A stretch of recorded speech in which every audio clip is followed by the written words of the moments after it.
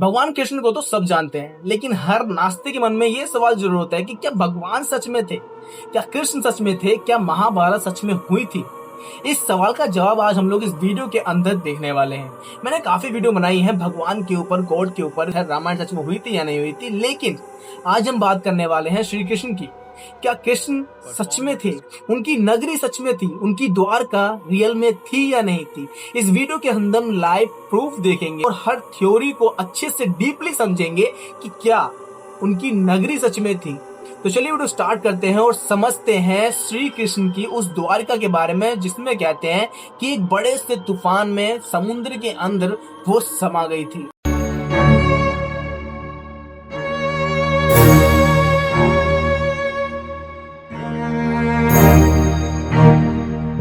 सोचो, एक ऐसी नगरी जो 9000 साल से भी ज्यादा पहले एग्जिस्ट करती थी, जब दुनिया में सिविलाइजेशन का नाम ही नहीं था। एक ऐसी जगह जहां सोने के महल थे, जहां एक राजा रहता था जिसे लोग भगवान कहते थे।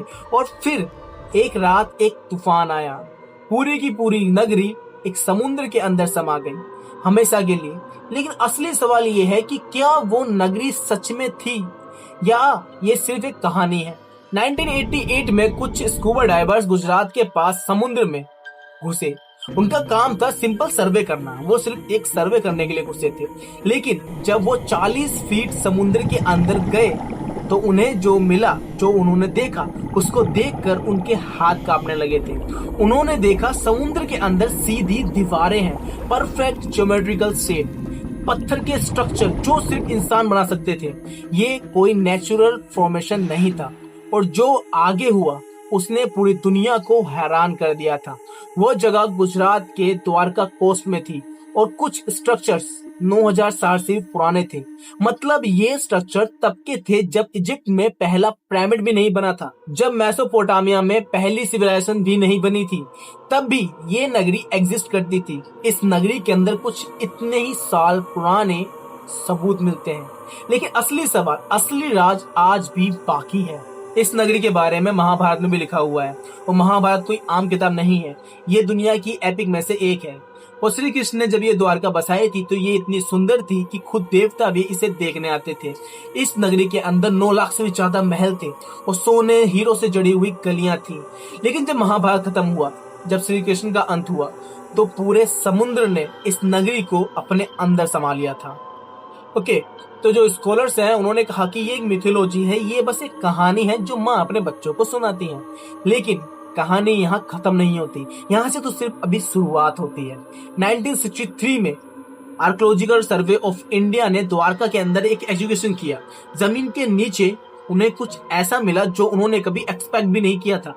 उन्हें एक पोट्री मिली और उसके अंदर एक सील थी, एक छोटी सी क्ले की सील जिस पर 3 सर वाला एक जानवर था। अब ये जो सील है 3 सर वाला जानवर, इसको डिस्क्राइब किया गया था महाभारत के अंदर, आप जाके चेक कर सकते हो। इसके बाद ये जो सील है, कहते हैं कि ये जो सील है ये द्वारका के सिटीजन्स यूज करते थे अपनी आइडेंटिटी के लिए। ये सिर्फ कोई कोइंसिडेंस नहीं था, ये कुछ और था। लेकिन असली ट्विस्ट अभी बाकी है। मैरीन आर्कियोलॉजिकर डॉक्टर SR राव, जो इंडिया के सबसे रिस्पेक्टेड अंडर वाटर आर्कियोलॉजिकर थे, उन्होंने अपनी पूरी जिंदगी लगा दी थी इस द्वारका को ढूंढने के लिए। और 1988 में जब उनकी टीम समुद्र के अंदर उतरी तो उन्होंने वो सब मिला जो वो चाहते थे। द्वारका कोस्ट से कुछ किलोमीटर दूर एक पूरी प्लांट सिटी स्टोन स्ट्रक्चर्स मिले, 56 अलग अलग टाइप के। मतलब यहाँ एक मैसिव पोर्ट था, यहाँ से ट्रेड किया जाता था। पोर्ट्री मिली जो 3500 साल से लेकर 9000 साल पुरानी थी। और स्ट्रक्चर वो कुछ ऐसा डिफाइन करते थे जैसे कि वहां पर एक महल था।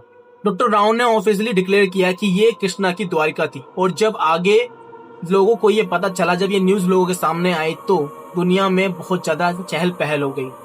अलग अलग कैंपस के लोग उनके पास जाने लगे, एक साइंटिस्ट थे और एक कहानी बनने लगी। एक ऐसा प्रूफ है जो महाभारत को बताता है कि ये रियल में हुआ था, ये कोई हिस्टोरिकल इवेंट नहीं था। और दूसरी साइड स्पेक्टिस्ट थे जो कहते थे कि ये नेचुरल जियोलॉजिकल फॉर्मेशन है जिसे हम लोग ज्यादा ओवर इंटरप्रेट कर रहे हैं। लेकिन फिर 2001 में कुछ ऐसा हुआ जिसने डिबेट को एक नया डायमेंशन दे दिया। National institute of ocean technology NIOT वो गुजरात कोस्ट पर एक अलग काम कर रही थी। वो सोनार यूज कर रही थी जिससे समुद्र की मैपिंग की जा रही थी, और तब उनके स्क्रीन पर कुछ ऐसा आया जिसने उन्हें अपनी आंखें मलने पर मजबूर कर दिया। गल्फ ऑफ कंबक में द्वारका से कुछ डिस्टेंस दूर 40 मीटर गहराई में एक और सिटी थी। ये पहली वॉल थी जिसने ज्यादा बड़ी ग्रिड पैटर्न करी थी। मतलब कुछ किलोमीटर दूर एक ऐसी दुनिया थी जिसके बारे में लोग नहीं जानते थे। और जब इसकी कार्बन डेटिंग की गई तो पता चला कि ये जो स्ट्रक्चर्स हैं ये 9500 साल से भी पुराने हैं। 9500 साल से पुराने, मतलब ये तब की बात है जब साइंटिस्ट कहते थे कि ह्यूमन सिर्फ हंटर गैदरिंग के लिए है, यहाँ पे सिर्फ जंगल है, कोई भी सिविलाइजेशन नहीं है। तो फिर ये सिटी आखिर बनाई किसने थी? लेकिन असली राज अभी बाकी था। इस डिस्कवरी को कंबोया की लॉस्ट सिटी कहा गया, और जब डाइवर्स वहां गए तो उन्होंने एक आर्टिफैक्ट्स निकाले। अनबिलीवेबल थे कि वुड के पीसे जो मिला वो 9500 साल पुराना था। ह्यूमन तित मिले, एक पोट्री मिली और एक चीज और मिली जिसे देखकर लोग हैरान हो गए। जो सबसे ज्यादा शॉकिंग थी वो आर्टिफैक्ट्स परफेक्ट शेप थे, डेलिबरेटली क्राफ्ट थे। उन्होंने टूल यूज किए थे, उन्हें बनाया गया था, उन्हें प्लानिंग की गई थी। उन्होंने एक ऐसी सिटी बनाई थी जो 9500 साल पुरानी थी। और जब आगे उसके बारे में बात की गई तो एक और सवाल सामने आया। गल्फ ऑफ कंबक में 9500 साल पुरानी एक सिटी थी और द्वारका 9000 साल पुरानी थी। इसका मतलब ये दोनों ही सोसाइटी क्या एक ही थी, एक ही सिविलाइजेशन की थी? मतलब जिस टाइम पे लोग एग्जिस्ट भी नहीं करते थे उसके बाद भी लोगों की, जिंदा इंसानों की एक इंडस्ट्री वहां पर रहती थी। एडवांस सोसाइटी थी जहां पर हजारों लोग रहते थे, अपना रहन सहन करते थे, फ्लोरिस में था।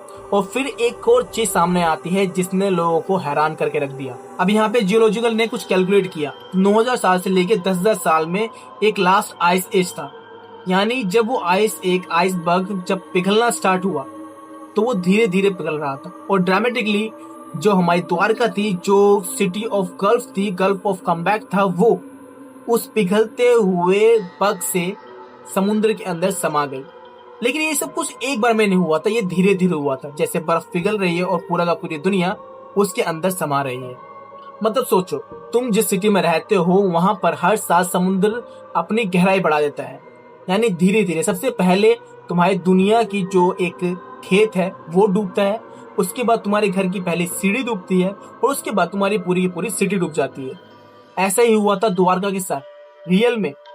अब अगर ये सब कुछ सच में हुआ, 9000 साल पहले एक एडवांस सिटी एग्जिस्ट करती थी, और जो महाभारत है वो 5000 पहले हुई थी। इसका मतलब अगर द्वारका 9000 साल पुरानी थी तो क्या महाभारत भी 9000 साल पुरानी है? लेकिन महाभारत 9000 साल पुरानी है और इंसान का जो एग्जिस्टेंस है वो बताते हैं कि 5000 या 6000 साल पुराना है। इसका मतलब अगर ये सब कुछ कैलकुलेट करके देखें तो जब एक द्वारका एग्जिस्ट करती थी, जब श्री कृष्ण थे, इसका मतलब जो महाभारत है वो भी 9000 साल पुरानी हुई। और अगर हम लोग ये सबूत इग्नोर कर देते हैं और अगर हम लोग ह्यूमन नेचर के हिसाब से देखते हैं तो जो ह्यूमंस है, जो इंसान है, वो 5000 से 6000 के आसपास पुराने हैं। तो अगर हम लोग इस सबको कैलकुलेट करके देखेंगे, इसको समझेंगे, तो हम लोग पूरी की पूरी हिस्ट्री रीराइट करनी पड़ेगी। क्योंकि जब इजिप्ट बना, जब इंडस वैली बनी, ये सब कुछ 3000 से लेकर 4000 BC के माने जाते हैं। लेकिन द्वारका उससे काफी पहले की है, वो 9000 साल पहले की है। तो क्या द्वारका एक ऐसी सिटी थी, इंडिया के अंदर एक ऐसी सिटी थी जो बाकी देशों के मुकाबले, बाकी सिविलाइजेशन के मुकाबले काफी ज्यादा एडवांस थी, जो एक सीधा स्ट्रक्चर बना सकती थी, एक महल बना सकती थी जिसके अंदर वो लोग सोना रखते थे, सोने से बने हुए महल। और इन सब के बाद 2007 में एक रिसर्च पेपर पब्लिश हुआ। उसमें ऋग्वेद, दुनिया की सबसे पुरानी लिखी हुई टेक्स्ट को एनालाइज किया गया। उसमें द्वारका के डिस्क्रिप्शन दिया गया और जिस तरह से एस्ट्रोनॉमिकल पोजीशन डिस्क्राइब की गई थी उस इवेंट में, उस समुद्र में जो द्वारका डूबी, वो पोजीशन कैलकुलेट की गई। जब स्पेसिफिक डेट सामने आई तो 3102 BC दिखाया गया। ये वही डेट है जब एक ट्रेडिशनल महाभारत वॉर को दी जाती है। ये डेट जब कली युग शुरू हुआ था, यानी 3102 BC ये डेट मान जाती है जब कली युग का शुरुआत हो रही थी। ये कोई कोइंसिडेंस है या कुछ और? लेकिन असली राज अभी बाकी था, क्योंकि कुछ रिसर्चर कहते हैं कि थ्योरी दी जाती है, उन्होंने कहा ये सिर्फ एक सिटी थी, ये एक पैटर्न नहीं था, अननोन दुनिया नहीं थी। उन्होंने दुनिया के हर अंडर वाटर सिटीज को कैलकुलेट किया, उनका डाटा कलेक्ट किया और मेडिटेशन जापान के एक पास कैलिब्रेशन में इंडिया के कोस्ट पर सब जगह से एशियन स्ट्रक्चर समुद्र के अंदर डाटा कलेक्ट करने के बाद उन्होंने एक एनालाइज किया और उनके सामने एक ही डेट आ रही थी। सब कुछ अप्रोक्सीमेटली 10,000 से लेके 8,000 साल पुराने थे। इसका मतलब जब लास्ट आइस एज हुआ था, तब एक सबसे ज्यादा एडवांस सिविलाइजेशन, पूरी दुनिया की सिविलाइजेशन उस समुद्र के अंदर डूब गई थी। यानी दुनिया भर की जितनी भी एडवांस सिविलाइजेशन थी वो सारी की सारी साथ में डूब गई। क्या इसका मतलब ये है कि दुनिया में सबसे ज्यादा मैसिव सिविलाइजेशन जो हम आज तक पूरी तरह से नहीं जान पाए हैं, एक तूफान ने उसे डुबा दिया। यानी गुजरात के समुद्र के अंदर कुछ तो ऐसा मिला जो द्वारका को डिफाइन करता है। और आज भी साइंटिस्ट समझ नहीं पा रहे हैं कि आखिर ये 9,000 साल पुरानी चीज आ कहां से गई है। इसकी कार्बन डेटिंग एग्जैक्ट डेट दिखाती है और इस चीज पे सवाल उठाने पर मजबूर कर देती है कि क्या द्वारिका सच में बनाई गई थी। और अगर द्वारका सच में निकलती है तो श्री कृष्ण सच में निकलते हैं, और जब श्री कृष्ण सच में निकलते हैं तो महाभारत भी सच में निकलती है। इसका मतलब महाभारत जैसा इवेंट में असलियत में हुआ था और द्वारका भी असलियत में बनाई गई थी। ये सब कुछ सोचने में मजबूर कर देती है, एक नई हिस्ट्री बनाने में मजबूर कर देती है, लोगों को उलझन में डालने में मजबूर कर देती है। लेकिन साइंटिस्ट इस बात को मानने को मजबूर है। वो सिर्फ डाटा पे कैलकुलेट करते हैं, वो सिर्फ डाटा देखते हैं, वो सिर्फ कार्बन डेटिंग करते हैं। लेकिन उसके हिसाब से भी देखा जाए तो ये पता चलता है कि हाँ, असलियत में एक सिविलाइजेशन ऐसी थी जो आज के टाइम से काफी ज्यादा एडवांस थी। वो उस टाइम पे थी जिस टाइम पे ह्यूमन एग्जिस्ट भी नहीं करता था, जिस टाइम पे ह्यूमन सिर्फ आधे मानव रहते थे, जिस तरह से वो हंटिंग करते थे। लेकिन उस टाइम पे भी कुछ लोग टूल्स उठाना जानते थे, कुछ लोग टूल यूज करना जानते थे, कुछ लोग टूल बनाना जानते थे। ये काफी ज्यादा सोचने वाली थ्योरी हो जाती है, काफी ज्यादा सोचने वाली एक कहानी हो जाती है। अगर वीडियो अच्छी लगी वीडियो को लाइक कर देना और इस तरह की मिस्ट्रीज के लिए इस चैनल को सब्सक्राइब कर लेना।